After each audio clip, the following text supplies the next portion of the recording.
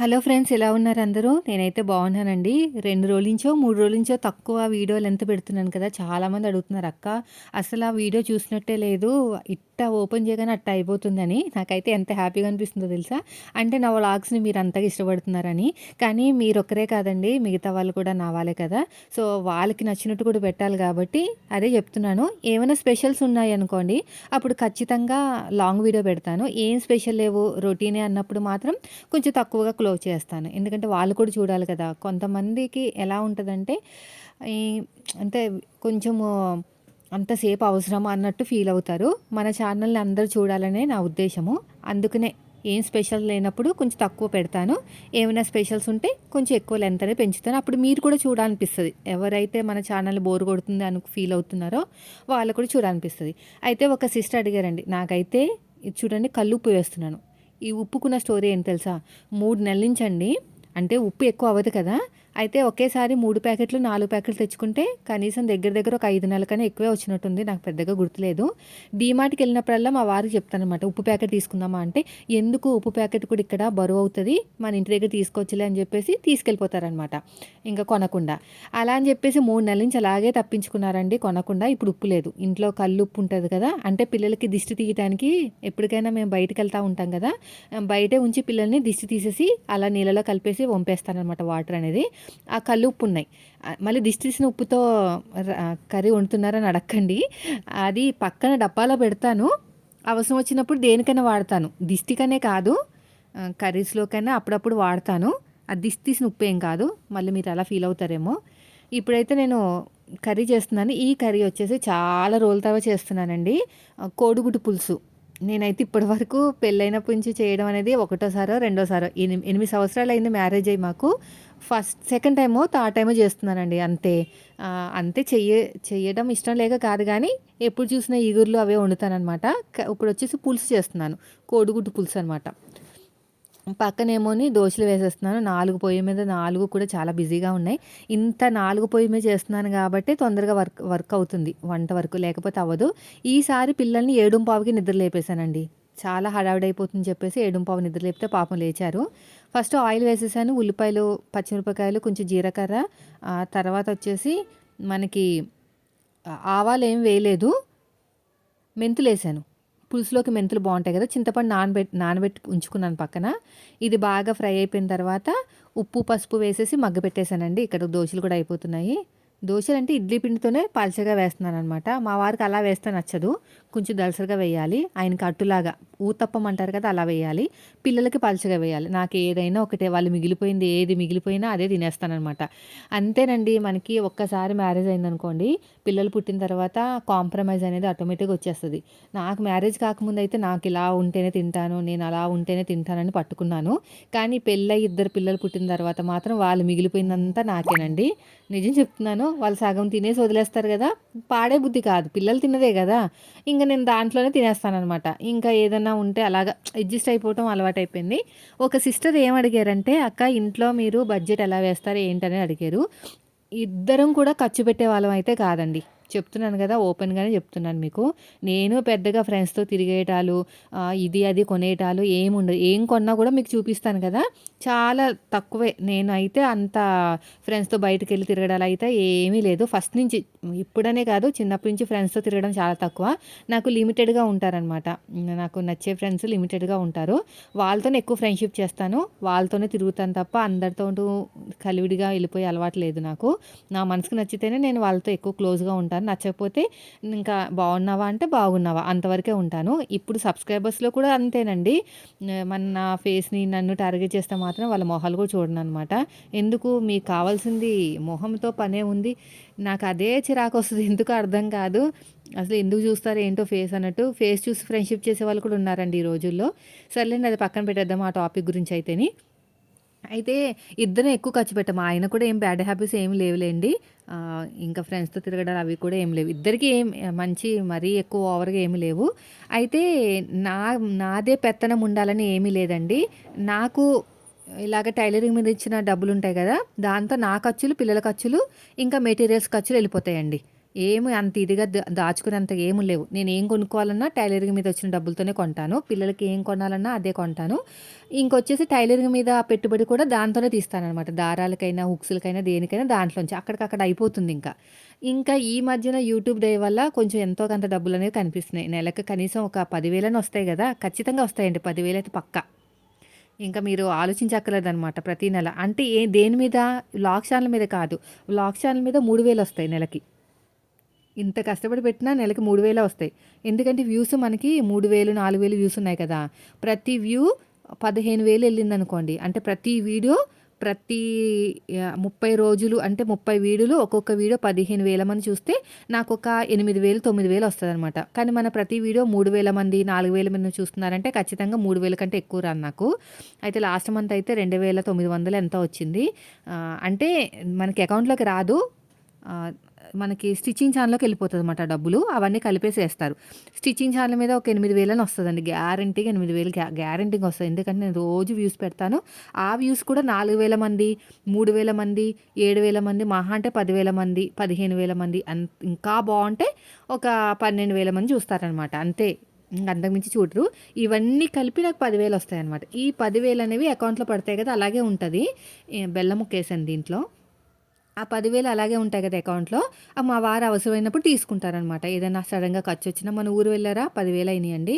ఆ 10,000 దాంట్లోంచి తీసినట్టే. అలాగా సడెన్‌గా ఏదైనా ఖర్చులొస్తే తీస్తారనమాట. ఇంకా మా వారిదొచ్చేసి ఖచ్చితంగా ఒక 20,000 అన్నా సరే లోన్‌లోకెళ్ళిపోతదండి. ఊర్లో ఇల్లు కట్టాం గదా! చూపిస్తాను ఈసారి సంక్రాంతికి వెళ్ళినప్పుడు హోమ్ టూర్ చేస్తాను మా అత్తయ్య గారిది. లాస్ట్ టైమ్ చేద్దామనుకుని హడావిడైపోయింది. అది చేస్తాను. మీరు కూడా చూడొచ్చు మా ఇల్లు ఎలా ఉంటుంది ఏంటనేది. కొంచెం బావుంటదిలేండి ఇలా ఉండదు. బావుంటది. ఊర్లో ఇల్లు కదా! మంచి చక్కగా 4 వైపులా ప్రహరీ గోడలు అలా ఉంటాయనమాట.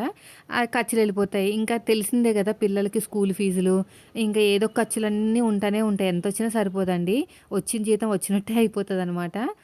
ఇప్పుడొచ్చేసి ఇంట్లో పనులన్నీ అయిపోయినియి. అయిపోయిన తర్వాత ఒక తెలిసిన వాళ్ళు మన కస్టమరే. చాలా మంచివారండి. నాకు దగ్గరున్న వాళ్ళందరూ మంచివారే నేను చెప్తున్నాను కదా! నన్ను బాధ పెట్టేవారిని ఎప్పుడో వదిలేశాను. నేను ఆల్రెడీ షార్ట్ వీడియోలు చాలా షేర్ చేశాను. అందరూ అడగడమే, "మీ కస్టమర్లు దేవుళ్ళలాంటి వాళ్ళు ఎందుకు ఆళ్ళ కోసం చెప్తున్నారని." ఆళ్ళు నన్ను ఇంకా బాధ పెట్టారు. అది మీకు తెలీదు ఎంత బాధ పెట్టారో. నన్ను చులకనగా చేయటాలు చాలా ఉన్నాయిలెండి. అవన్నీ షార్ట్‌లో చెప్పాను గానీ మళ్ళీ మళ్ళీ చెప్పడం ఎందుకు. వాళ్ళందరిని వదిలేశానండి. నేను నాకు మనసుకు నచ్చిన వాళ్ళని ఉంచుకున్నాను. నేనెప్పుడు కస్టమర్స్‌ని కస్టమర్‌లాగా ఫీల్ అవ్వను. ఫ్రెండ్స్ లాగే ఫీల్ అవుతాను. ఇప్పుడు నాకు ఇచ్చిన వాళ్ళందరూ ఫ్రెండ్సే. ఫ్రెండ్స్ లాగే ఫీల్ అవుతాను. వాళ్ళతో ఫ్రెండ్లీగానే మాట్లాడతాను. కమర్షియల్‌గా ఉండను. డబ్బుల విషయంలో కూడా కమర్షియల్‌గా ఉండను. నేను డబ్బులు చెప్తుంటే మీకేమనిపిస్తుందంటే అంత తక్కువ అంటున్నారు. అంటే నాది బిజినెస్ అనుకోవట్లేదు గదా! నాదంతా కూడా ఒక ప్యాషన్‌గా ఫీల్ అవుతున్నాను. నా కస్టమర్స్‌ని ఒక ఫ్రెండ్స్‌గా ఫీల్ అవుతున్నాను. ఫ్రెండ్స్‌కి బ్లౌజులు కుట్టేటప్పుడు ఒక రూ. 10 తక్కువ తీసుకోమా? సో, ఆ రేట్లు చెప్తుంటే మీకేమనిపిస్తుందంటే అంత తక్కువా? అంత ఇదిగా బయటైతే అదేంటి మనకి రూ. 1,000, 800 తీసుకుంటున్నారంటారు. ఫ్రెండ్స్‌కి తీసుకునేటప్పుడు నేను తక్కువే తీసుకుంటాననమాట. అందుకని నేను బిజినెస్ స్టార్ట్ చేయాలనుకుంటే ఒక ఫ్రెండ్స్‌లాగే మిమ్మల్ని ట్రీట్ చేస్తాను. కానీ అదే ఆలోచిస్తున్నాను క్వాలిటీ విషయంలోనే. మీ దగ్గర నుంచి నాకు నెగెటివ్‌గా కామెంట్స్ వస్తున్నాయండి. అంత రేట్ ఎందుకు? క్వాలిటీ వేరే చోట అంత తక్కువ ఉంటుంది కదా అని. మనం ఫస్ట్ నుంచి ఎవరికైతే నమ్మకం ఉంటున్నామో వాళ్ళని వదలకూడదు. నేను అను గారి దగ్గర చాలా ట్రస్టెడ్‌గా నమ్మానండి.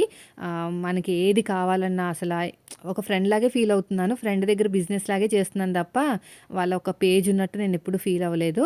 అందుకని తన దగ్గరే నేను తీసుకుని చూసారా నేను వేసుకున్న డ్రెస్ అనేది ఎన్ని సార్లు ఉతికినా కొత్తగానే ఉంటది తెలుసా? కలర్ ఇంత కూడా పోలేదండి. మీరు చెప్తే నమ్ముతారో నమ్మరో గానీ, కలర్ ఇంత కూడా పోలేదు. ఎంత కొత్తగా ఉంటదంటే, చల్లగా ఉంటది తెలుసా? మంచి క్వాలిటీ ప్యూర్ కాటను. ఇప్పుడు సమ్మరొస్తే నేనైతే ఒక రూ. 3,000 ఎలాగోలాగా పోగేసుకుని, స్టిచ్చింగ్ చార్జ్ మీద వచ్చిన డబ్బులతోటి ఖచ్చితంగా నేను ఒక 4, 5 టాపులయితే కుట్టేసుకుంటాను. అంత హాయిగా ఉంటది. పాలిస్టర్ వేసుకున్నంత హాయిగుండదు. మొన్న డ్రెస్ వేసుకున్నాను పర్పుల్ కలర్ బాందిని.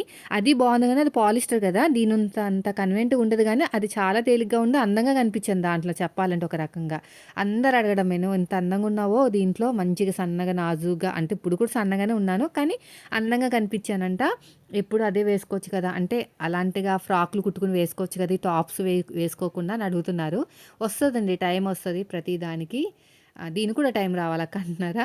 అదేం లేదు గానీ చెప్తాను. ఎందుకంటే మనం కొంచెం ప్రెషర్ తగ్గిందంటే మన ఫేస్ మీద, మన బాడీ మీద కొంచెం కాన్సంట్రేషన్ అనేది పెరుగుతదనమాట.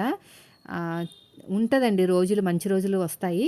నాకు మంచి రోజులొచ్చినియంటే మీకొచ్చినట్టేనండి. అది నేను గ్యారంటీగా బల్ల గుద్ది మరీ చెప్తున్నాను గదా! బాండ్ రాసి మరి చెప్తున్నాను. నాకు మంచి రోజులొచ్చినియంటే మీకొచ్చినట్టే. మిమ్మల్ని అస్సలు వదలను. నాకొచ్చే ప్రతి రూపాయిలోకి మీకు పావలా వంతయితే వాటా ఇస్తానండి.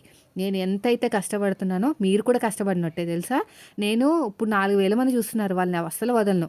అందుకనే నేను చెప్తున్నాను కామెంట్ చేయనని. కామెంట్ చేస్తే నన్ను ఎవరు ఫాలో అవుతుందో తెలుస్తుంది. టైం వచ్చేసి 4 అయిందండి. స్కూల్ నుంచి ఫోనొచ్చింది. మీ పెద్ద బాబు బాత్రూమ్ వెళ్ళిపోయాడు. మొత్తం పాడైపోయింది. వచ్చి క్లీన్ చేయండి. అంటే క్లీన్ చేశారు వాళ్ళు.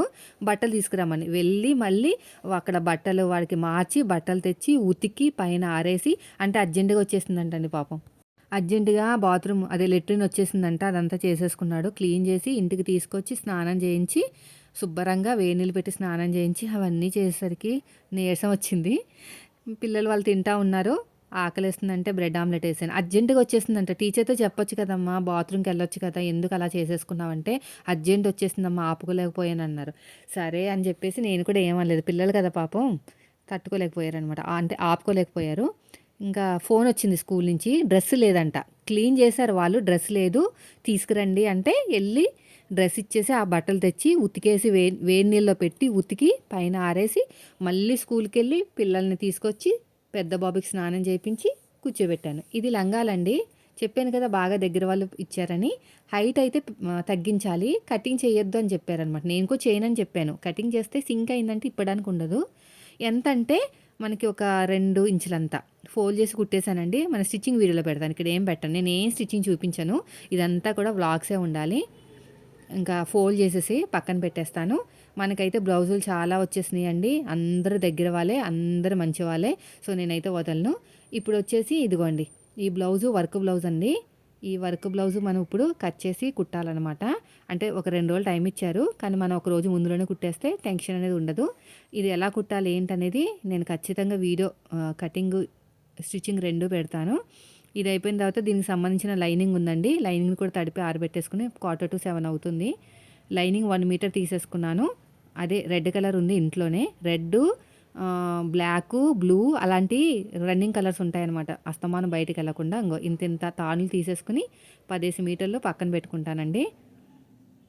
మొత్తం కూడా ఇలా ఫోల్డ్ చేసేసుకుని పక్కన పెట్టేసుకుంటాను. ఇదొచ్చేసి వర్క్ బ్లౌజ్ మీద ఉన్న లైనింగ్ అండి. మొత్తానికి 10 మీటర్స్ తెచ్చుకున్నాను. రెడ్ కలర్ ఎప్పుడు వెళ్తానే ఉంటుంది. రెడ్, మెరూన్, బ్లూ ప్రతిసారి బయటకు వెళ్ళకుండా. ఇప్పుడు చూసారా టైం అనేది ఎంత సేవ్ అయిందో. ఇప్పుడు నాకు తెలిసిన వాళ్ళు కాల్ చేశారు ఎవరో. దాని గురించి మాట్లాడుతున్నాను అనమాట. అదే లంగాలు ఇచ్చారు కదా అయిపోయినాయి అని ఫోన్ చేశారు. వాళ్ళ అమ్మాయి యూఎస్ వెళ్ళిపోతున్నారంట అప్పుడు నైట్ 11:00 12:00 ఫ్లైట్. సో దానికోసం కాల్ చేశారు. నాకేమో పిల్లలకి వెళ్ళే టైం కూడా అవుతుంది.